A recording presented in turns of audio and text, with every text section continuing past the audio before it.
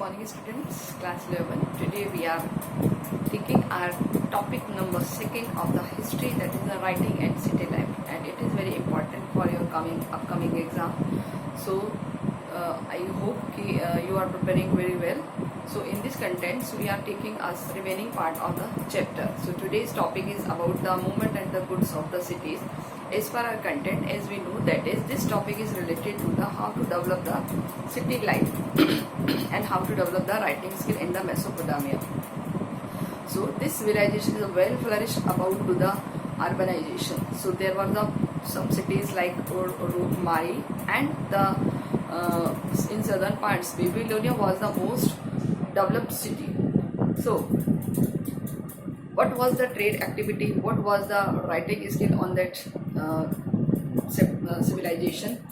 So in this video we will clear about the different trades, different kind of trade relation with the other countries, and how to develop the religious countries and the imperial countries, and about the writing skills. So we will start from here. So our next content is the movement of goods and the cities.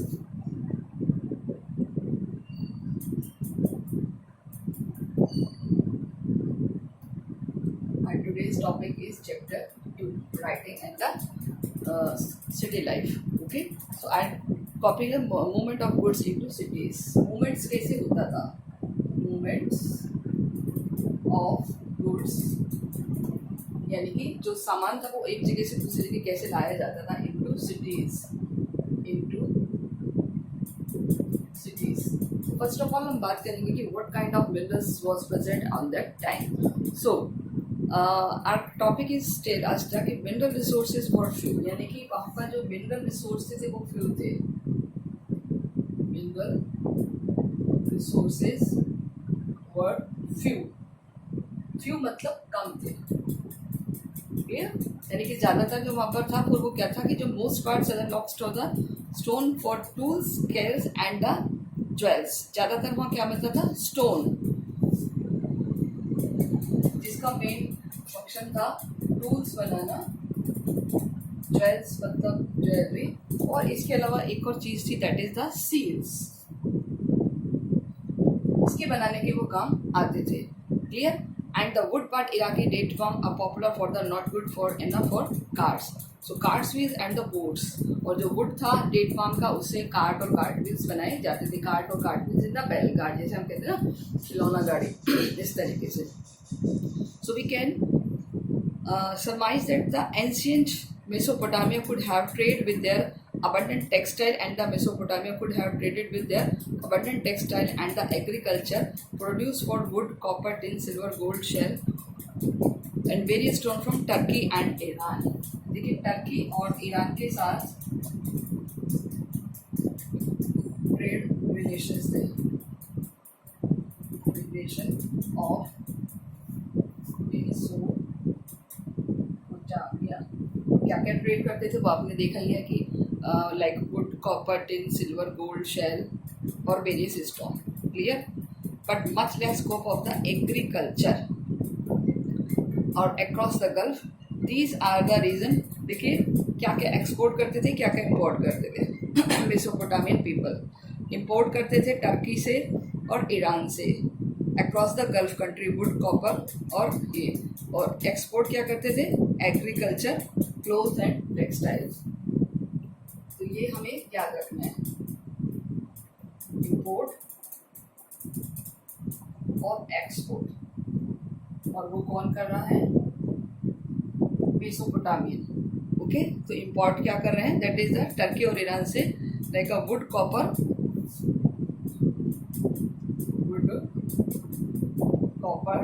और इसके अलावा gold, tin और silver. Gold, और silver यानी कि मंगवाते थे कहाँ से? टर्की से और ईरान से, और वहाँ पर भेजते क्या थे? Agriculture product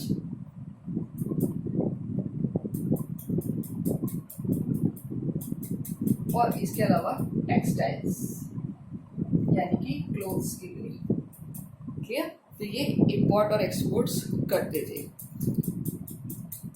So regular exchange possible only when the social organization equipped for an expedition to direct exchange were initiated by the southern Mesopotamia. और ये जो सारा होता था through the southern Mesopotamia. So the craft trade services efficient transport is important for the development. The cheapest transportation is everywhere without over water. और ये सारा किसके थ्रू होता था? ट्रांसपोर्ट. और ट्रांसपोर्ट क्या था? Waterways.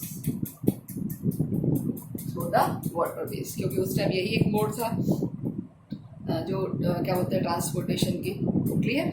So river ports and barges loaded with the sack and crate parallel to the river and wind. तो ये एक ट्रेड और ये था कि किस तरीके से सिटीज़ में वहाँ पर वो माल आया जाया करते थे. क्लियर. अब हम नेक्स्ट कंटेंट देखेंगे. और ये सारा कौन से रिवर से होता था? वहाँ पर जो एक रिवर फेमस थी that is the Euphrates river. आपने नाम सुना होगा यूफ्रेट्स रिवर, जिसके बहुत सारे जो चैनल्स थे और वो चैनल्स में डिवाइड होने के बाद वो काम करते थे. Now our next content the development of writing. कि राइटिंग का डेवलपमेंट कैसे हुआ है. It is very important question. So prepare this kind of notes. Video को पॉज करके और आप ये सारे नोट्स प्रिपेयर कर सकते हैं. इनमें से सारे क्वेश्चंस आपसे पूछे जाएंगे. The trade, right about the trade provision of Mesopotamian. Mesopotamian किसके साथ ट्रेड करते थे और क्या क्या चीज़ इम्पोर्ट और एक्सपोर्ट करते थे. ओके. ये क्वेश्चन आपको लॉन्ग में पूछा जा सकता है. Next we will see about the writing.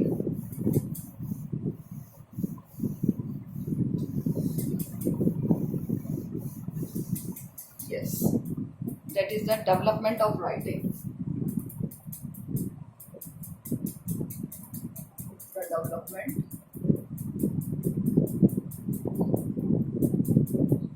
Everybody knows about the development of writing. It was the place that is the Mesopotamia. जो लिखने की कला डेवलप हुई है that is in the Mesopotamia. So सबसे पहले यहाँ पर हमें कुछ टैबलेट्स मिली हैं. देखिए यहाँ पर अगर हम बात करें, हर सोसाइटी की एक लैंग्वेज होती है जो अपने माइंड में स्पोकन और मीनिंग की जाती है. तो verbal communication writing tool is a verbal communication, but in the different part way we talk about the writing of script.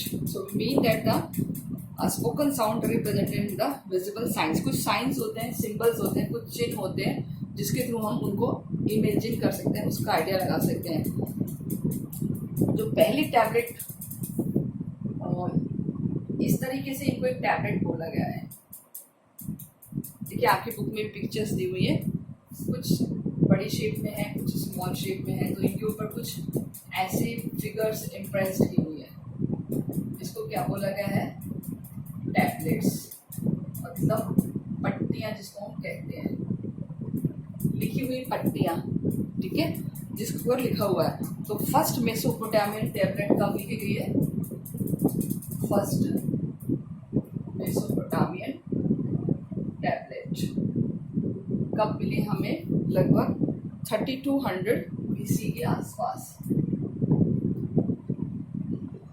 Clear. और हमें क्या मिला है? Contain the picture like sign and the number. इसमें क्या बने थे? Many pictures and sign. बहुत सारे चिन्ह भी बने हुए थे, पिक्चर्स और साइंस भी बने हुए थे. These were about 5000 list of auction fish broad. लगभग 5000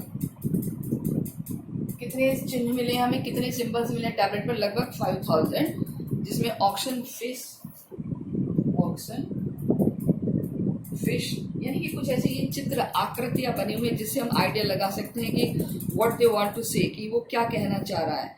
फिश है, ब्रीड है, इसके अलावा लोव्स है. तो ऐसे बहुत सारे आइटम्स बने. तो distributed complete the Uruk the city of south clearly the writing begin when society needed a keep record to transaction. तो सबसे पहले अगर जो हमें मिला है वो कहाँ से मिला है?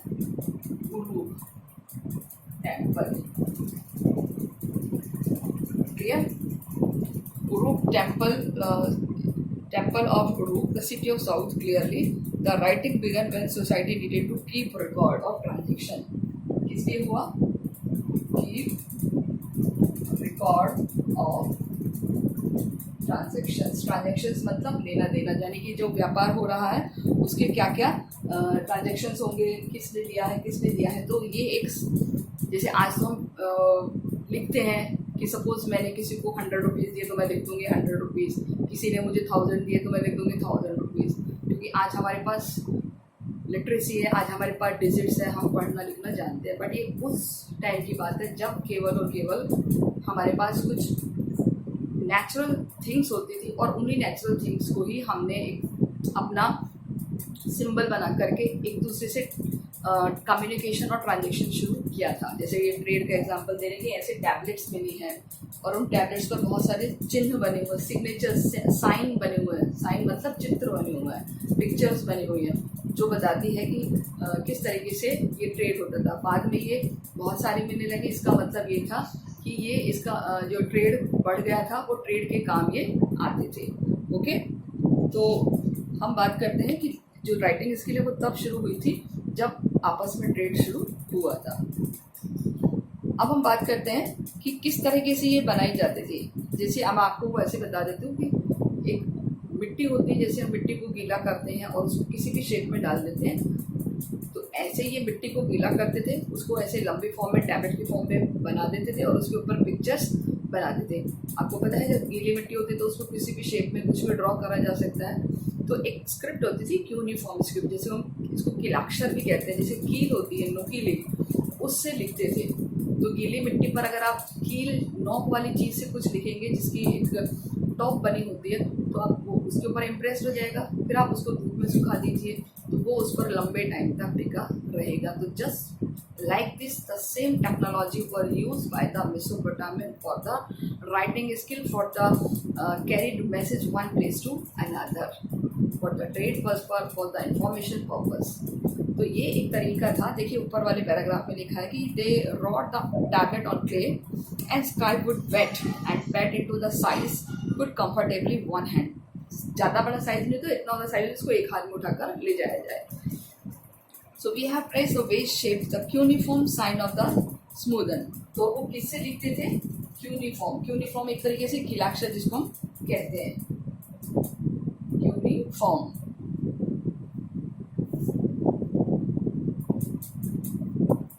कीलाक्षर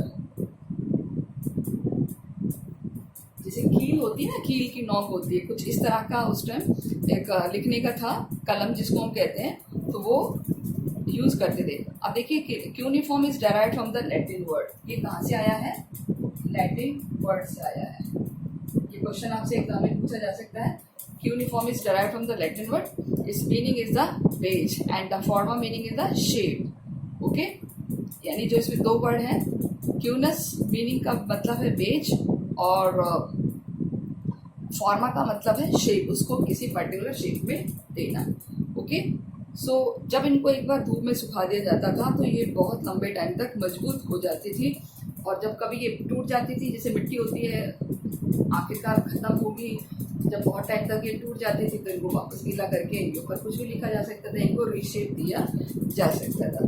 clear? So this is why the tablet occur to 100 of the Mesopotamian site. तो इस तरीके से बहुत सारे वहाँ पर हमें सोर्सेज मिले हैं। और next paragraph that is the 2600 में कौन सी लैंग्वेज, फर्स्ट लैंग्वेज कौन सी थी? तो ये तो हमारा क्यूनिफॉर्म स्क्रिप्ट से रिलेटेड है। अब हम बात करते हैं लैंग्वेज जिसको हम पहले भी यूज़ कर चुके हैं क्वेश्चन में। पहले लैंग्वेज हमारी कौन सी थी? यानी सुमेरियन, यानी मेसोपोटामियन की जो फर्स्ट लैंग्वेज थी वो कौन सी थी? तो ज़्यादातर जो writing was now use not only for the keeping record but also marking the direction, giving legal validity, transaction और डीड ऑफ द किंग। यानी कि जो सुमेरियन लैंग्वेज में जो भी चीज़ें लिखी जाती थी वो किस लिए होती थी? रिकॉर्ड्स को रखने के लिए, डायरेक्शन बताने के लिए, लीगल वैलिडिटी बनाने के लिए, और इसके अलावा narrating the deeds of king and announcing the changes his made customary land. After the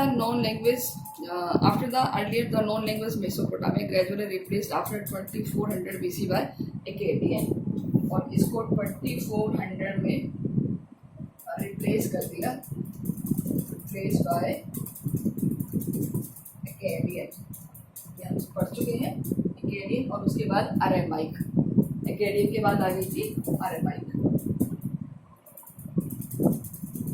तीन लैंग्वेजेस मोस्ट फेमस हैं, वहाँ के लिए आपको याद रखना। सो क्यूनिफॉर्म Akkadian लैंग्वेज यानी कि cuneiform writing in the Akkadian language continue use to enter the first century. This is more than 2000 year. तो ज़्यादातर जो स्क्रिप्ट है पहले तो सुमेरियन में मिली थी और उसके बाद किसमें मिली है, Akkadian में, यानी जो भी हमें जो टैबलेट्स मिली है उसको जो लिखने की लैंग्वेज है वो ये है। ओके, सो इस तरीके से हम बात करेंगे। यहाँ हमारा क्वेश्चन प्रिपेयर होगा which language was Mesopotamia replace by the Sumerian, वो हम पहले कर चुके हैं कि सुमेरियन लैंग्वेज की जगह कौन सी लैंग्वेज यूज आने लगी, Akkadian। In which century 24 BCE। Okay, and after that Aramaic, जब Akkadians को ख़त्म कर दिया गया, अरेमाइक्स ने उसके ऊपर कैप्चर कर लिया था। सो ज़्यादातर अब यूज़ ऑफ राइटिंग्स होने लग गया था, जो भी ट्रेड हो रहा था। क्लियर। अब हम बात करेंगे टेम्पल्स एंड द किंग्स।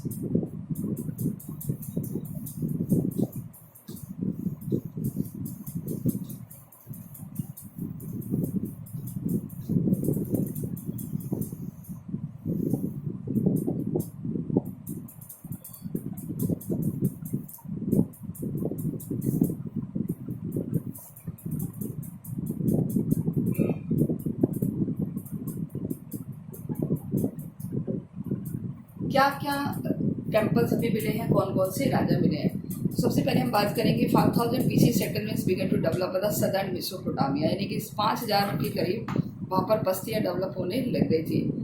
तो सबसे पहले जो सिटी इमर्ज हुए settlements of various kind, those gradually develop around the temples, the developed centre of trade, the imperial cities.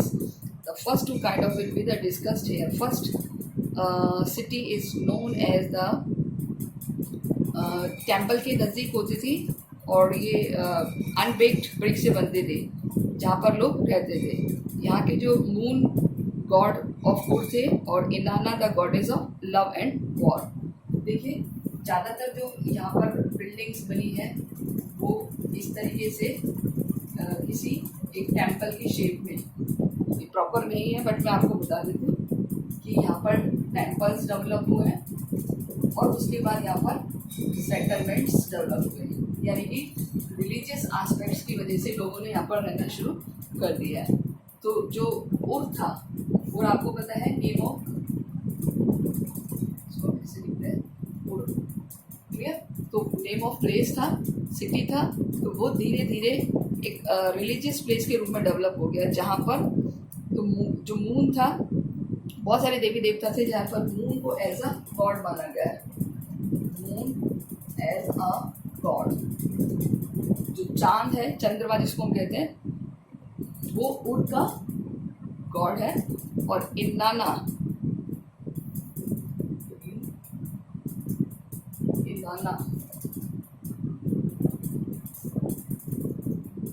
ये एक तरीके से गॉडेस है, देवी है, लव एंड वॉर की। कहाँ पर है ये, उर में है। क्लियर। तो ज़्यादातर ये क्या होते थे, the constructed two brick temple began larger over time, the several rooms around courtyard. देखिए यहाँ पर ऐसे बहुत सारे इनके चारों तरफ कोर्टयार्ड्स होते थे। कोर्टयार्ड इन द सेंस कि एक बाउंड्री टाइप जिसमें चारों तरफ रूम्स बने होते थे ब्रिक्स के। ठीक है, तो लोगों ने इनमें रहना शुरू कर दिया था, यानी कि वो मंदिर के नियर बाई रहते थे। कुल मिलाकर ये है इसके कहने का मतलब। ठीक है। And some of the early courts possibly not unlike to the ordinary house. The temples was used the house of God, but temple always there. Other walls going to the but regular intervals, which no ordinary buildings over land. Clear? तो हमें केवल इसमें यही पढ़ना है कि किस तरीके से वहाँ पर अर्बनाइजेशन में सिटीज डेवलप हुए थे। Now the वहाँ पर कुछ रूलर्स भी आए थे, जो रूलर्स ने ब्रिक और क्या बोलते हैं मेटल ओर्स के कुछ टेम्पल्स बनाने शुरू कर दिए and distant country of fix suitable materials. This was the technical advance in the Uruk around 300 BC। The bronze tools came to be use various crafts. 300 के करीब, सॉरी 3000 BCE में tools बनने शुरू हो गए किसके, मेटल्स के। और वो कौन सी मेटल्स हैं, that is to there were also technical advance। देखिए the bronze tools came to be use in the various craft. इसके ब्रॉन्ज, ब्रॉन्ज मतलब होता है कॉपर एक तरीके से, क्लियर। और इनका एक स्पेशल फीचर होता था, और जब ये वहाँ पर कोई ना कोई टेक्नोलॉजी आ जाती है टूल्स बनाने की, तो वो एरिया बहुत ज़्यादा डेवलप होने लग गया था, और इस तरीके से रूप जो था वो टेक्निकली डेवलप हो गया।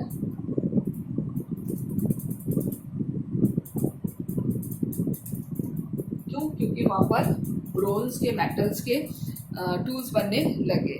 अब देखिए ये पैराग्राफ जो आपका पेज नंबर 38 पे, वो बहुत इंपॉर्टेंट है कि the when the subcontinent big columns they are being to subject wood to the bear weight to the roof of large halls, wooded to the bear weight and the room for the large halls, or 100 of the people were put to work in the baking, and the baking clay and the cones could be the pushed into the temple walls, painted and the floors, creating and the colorful mosaic। यानी कि बहुत सारे ये सारे काम है जो construction से रिलेटेड है, और ये सारे के सारे काम वहाँ पर होने लग गए थे। So in the sculptures there was a super achievement, not only easy available clay but important stone, and there was the technological landmark, so they can say the appropriate in the urban economy. इसके बाद कुछ ऐसा change हुआ था technology में, जिसकी वजह से वहाँ का जो सिस्टम था वो और ज़्यादा रैपिडली हो गया। यूरोप का और ये एरिया है वो सबसे ज़्यादा डेवलप होने लग गया था। So potter of the wheel, it is a long run and the wheel enable to potters workshops of mass produce dozer the small part of time. So इस तरीके से उरूक एक बहुत बड़ा सेंटर बन गया। तो पेज नंबर 38 पर हम क्वेश्चन करेंगे, हाउ डिड उरूक, यहाँ हम लिखेंगे उरूक was the developed rapidly, तेजी से डेवलप क्यों हो रहा था, clear. Now we will see about the life in the city, यानी कि सिटी की लाइफ कैसी थी। तो सिटी की लाइफ अगर हम बात करें तो ज़्यादातर न्यूक्लियर फैमिलीज़ का क्रेज था, और कुछ जॉइंट फैमिलीज़ भी थी, कुछ और जो सिस्टम से वो क्या क्या हम देखते हैं। इसको मैं मिटा देती हूँ, इरेज कर देती हूँ, एंड देन वी विल सी।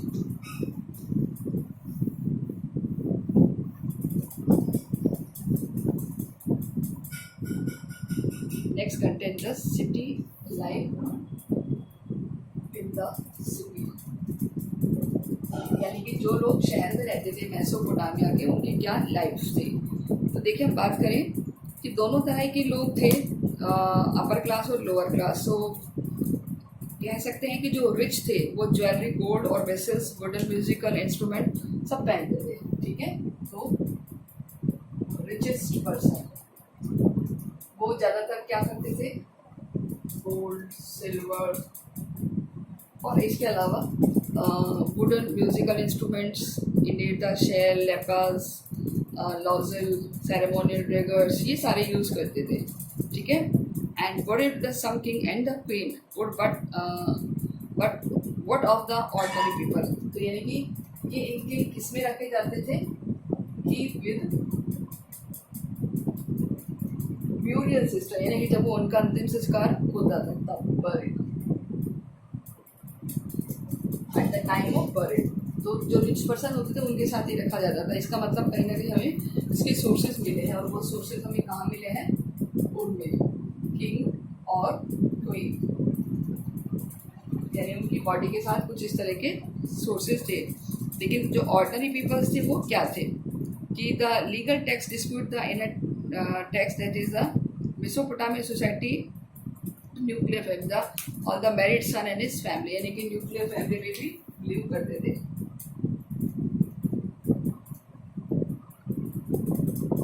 आपको बताइए न्यूक्लियर फैमिली मतलब स्मॉल फैमिली, क्लियर। तो जो स्मॉल फैमिली का प्रचलन वहाँ पे था, जिसमें फादर, सन और उसकी फैमिली। तो इसमें हमें कुछ नहीं करना, तो न्यूक्लियर बस आपको ये लिखना है कि मेसोपोटामियन जो थे वो न्यूक्लियर फैमिली में बिलीव करते थे, वो ज़्यादातर न्यूक्लियर ही रहते थे।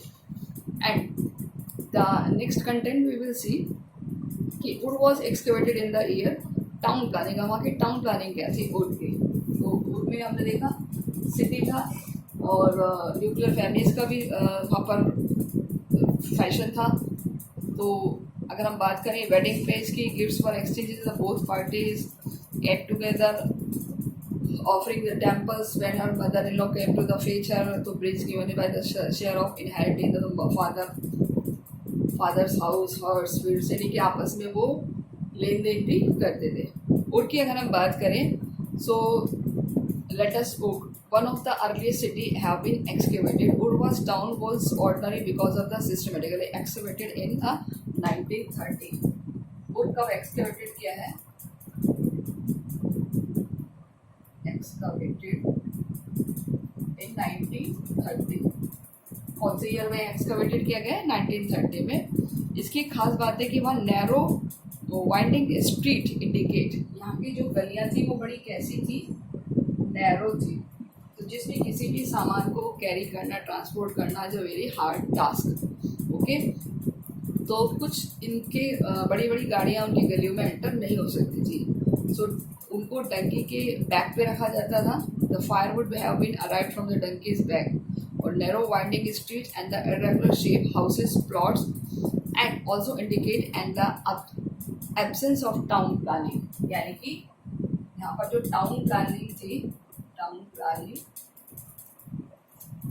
Was not proper.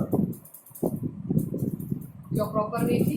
कि ऐसी छोटी छोटी सी गलियाँ थी, कोई कहीं जा रही है, कोई कहीं जा रही है, कोई कहीं जा रही है, और उनमें इस तरह घर बने हुए हैं, ठीक है।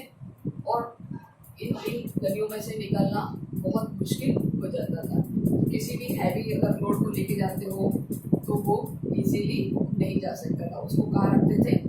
टंकी के बैक पर, एंड देन उसको वन प्लेस से अनदर शिफ्ट किया जाता था। Okay, so this was the town planning of the उर्द। अब हम बात कर रहे हैं the trading town is the pastoral zone.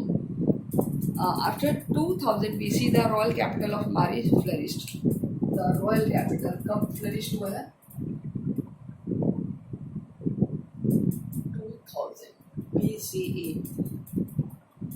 मारी फ्लरिश्ड। क्लियर? तो जो मारी है वो एक एज अ रॉयल कैपिटल के रूप में डेवलप हुआ है। So Mari stand not on the southern plains, it is highly productive agriculture but further upstream of the Euphrates. The colour coding show that the agriculture animal raven were carried close to the each other. Some communication kingdom of Mari had farmers and the pastoralist but most of territory was use for the pasturing sheep and goods. यानी कि जो मारी का area था काफ़ी अच्छे से बताया इन्होंने कि एक प्रस्पोरियस एरिया था जहाँ पर रॉयल कैपिटल डेवलप हुई है 2000 में, and it was famous for the agriculture, जहाँ पर बहुत सारा पेस्टोरिस्ट का भी था और शीप और गॉड्स को पॉस्चर के लिए यहाँ प्रॉपर एरिया भी था जिसमें वो इजीली हर्ट्स कर सकते थे। So herder did exchange young animals, cheese, leather, the meat of return for grain, metal tools, manure for plant, flock also great for use for farmer. So at the same time there may be conflict. The shepherd may take water across the sham field, the ruin of the crop, the herdsmen being mobile can be raid agriculture's village and seize their stored good. यानी कि इस तरीके से धीरे धीरे वो एक जगह से दूसरी जगह मूव करते थे क्योंकि बाद में उनके साथ प्रॉब्लम्स आने लग गई थी। And the Mesopotamian history, the nomadic communities of the western deserts filter into the prosperous agriculture heartland. The shepherd would bring their flocks into the shorn area in the summers, which would come to the herders. So harvest laborers or hired soldiers occasionally become the prosperous.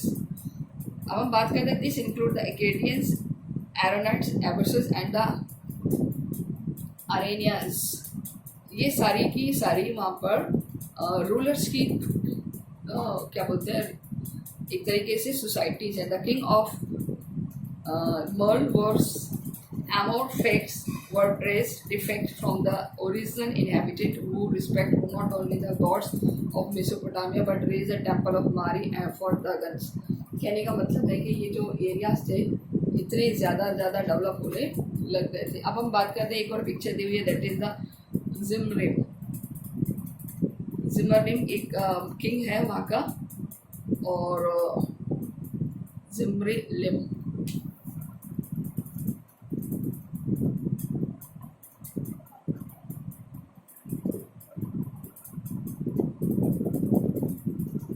मारी से related है ये। The place the मारी of king जिमरिम। Clear?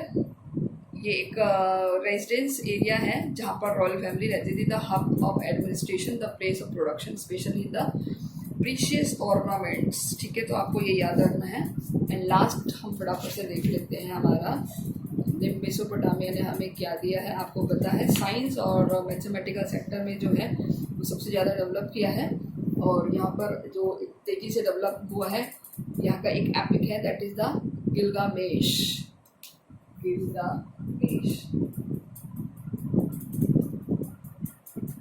Great epic. Clear? ये किसी राजा के नाम पर रखा गया है। And with the return of 12 tablets, इसकी हमें कितनी टैबलेट्स मिली हैं? 12 टैबलेट्स। याद रखना, गिलगामेश की हमें कितनी टैबलेट्स मिली है? 12 tablets. And the rule to the उरुक्सन आफ्टर द एनम and markers, the great hero was subdued the people far and wide. Clear? तो ये हमें ये याद रखना है इसमें, गिलगामेश इट इज़ एपिक, बहुत बड़ा एपिक है, काव्य है, लिटरेचर है, जो कि 12 टैबलेट्स इसके मिली हैं, 12 पट्टियाँ इसकी मिली हैं। अगर हम बात करें तो लेगेसीज में क्या हमें दिया है, तो सबसे ज़्यादा अगर हम देखें तो साइंस और मैथमेटिक्स के सेक्टर में, साइंस और मैथमेटिक्स। क्लियर? तो इन्होंने जो हमें दी है दैट इज, देखो आपकी बुक में भी दी हुई है कि 1800 the tablets were the multiplication of division tablet square not root the compare to interest in the square root of 2 was given. Clear? तो मैथमेटिकल के अगर हम देखें तो ग्रेटेस्ट मेसोपोटामियन में हम मैथमेटिकल वे जो कि डिवीज़न है, स्क्वायर रूट्स हैं, एंड कंपाउंड इंटरेस्ट, ये सारे मैथमेटिकल टेक्निक्स हैं, और इससे रिलेटेड हमें वहाँ पर ये सब सिस्टम मिले हैं। इसके अलावा 12 मंथ्स का 1 ईयर और मिनट्स, आवर्स, ये सारी चीज़ें हमें मेसोपोटामियन सिविलाइजेशन ने दी है। तो साइंस और मैथमेटिक्स के सेक्टर में अगर हम बात करें तो it is the greatest legacy of Mesopotamian. यहाँ पर भी हम क्वेश्चन प्रिपेयर कर सकते हैं, describe the legacy of writing in the mathematical और साइंस सेक्टर। सो स्टूडेंट्स, यहाँ पर हमारा एक छोटा सा रिवीजन चैप्टर ओवर हो गया। आई होप आपको समझ में आ रहा होगा। आप इससे रिलेटेड नोट्स प्रिपेयर कीजिए, क्वेश्चन प्रिपेयर कीजिए। Okay, thank you students.